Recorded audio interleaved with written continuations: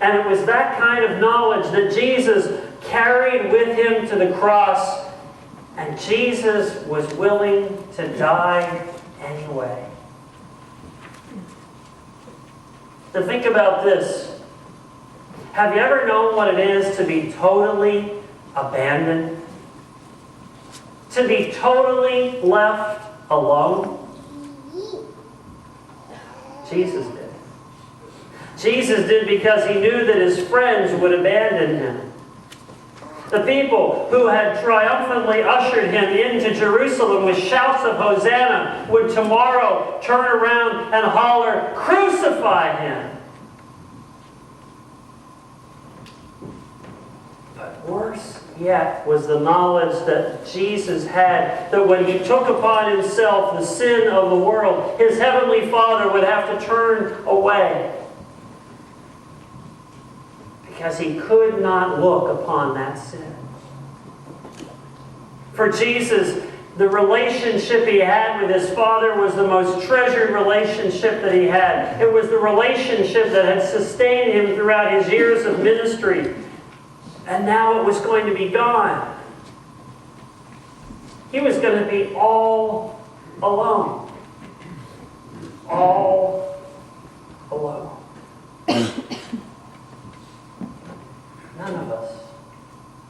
None of us really know what that night must have been like for Jesus. The terror, the death, the abandonment. Here, Jesus struggled between his humanity and his divinity. And that struggle played itself out here. And why not? When it was all said and done, there would still be those who would not believe.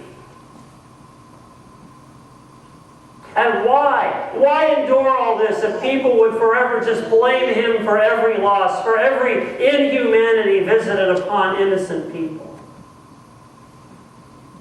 And why, Jesus? Why go through this entire drama if those who profess faith still live only for themselves?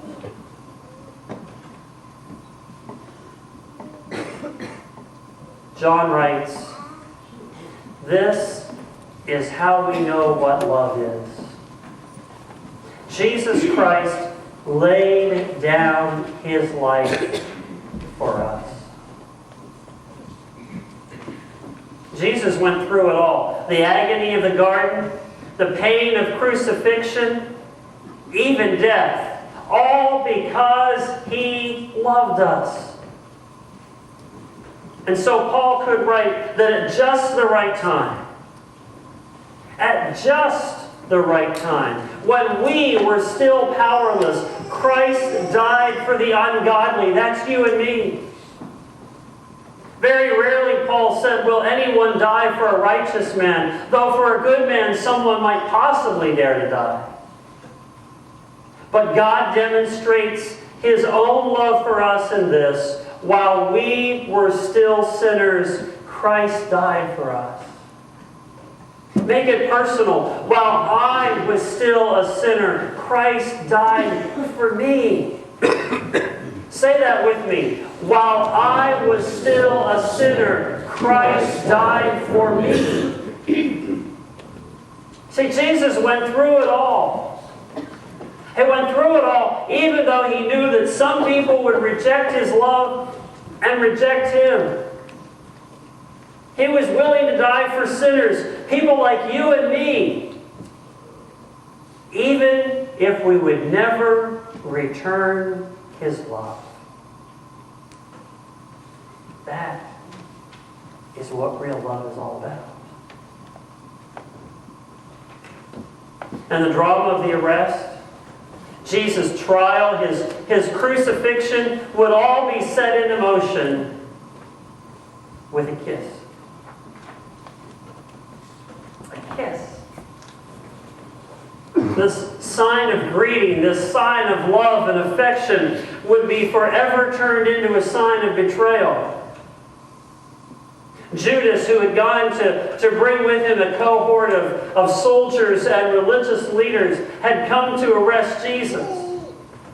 They had to do it under the cover of darkness, because had they tried to arrest Jesus in public, the people that were always around him would have stood there and prevented it. So Judas led them there into the garden.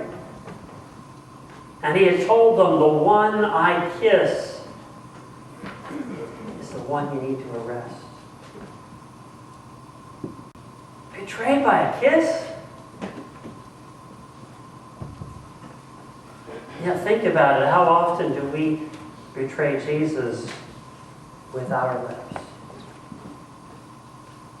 We say one thing, we do another.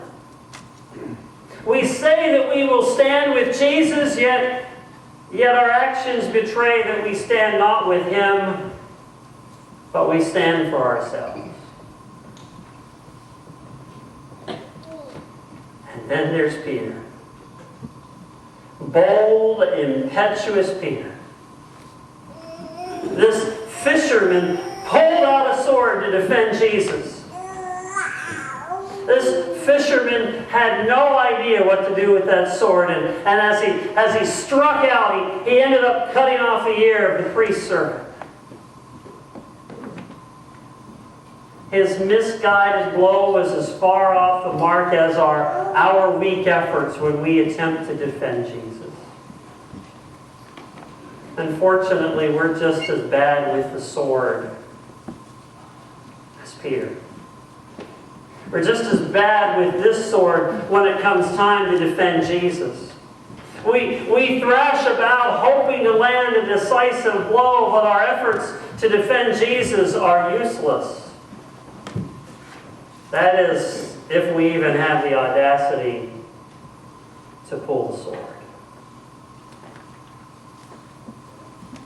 And then Peter and the other disciples just ran.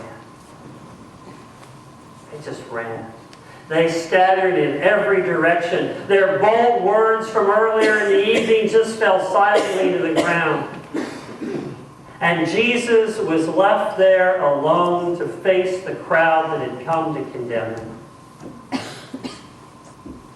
How often do we run away? Run away when the crowd contends with Jesus.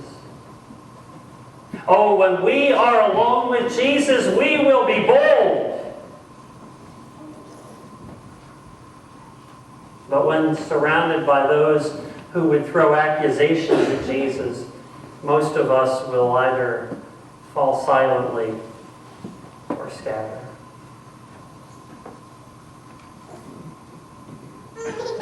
Jesus was prepared to stand alone now. He knew his fate from the words he had spoken to the disciples earlier in the evening when he said that they would all fall away. Now he stood alone. But he was ready now. His struggle was over. He knew this was why he had come. And Jesus was willing to stand alone in the garden because he was willing to die alone upon the cross.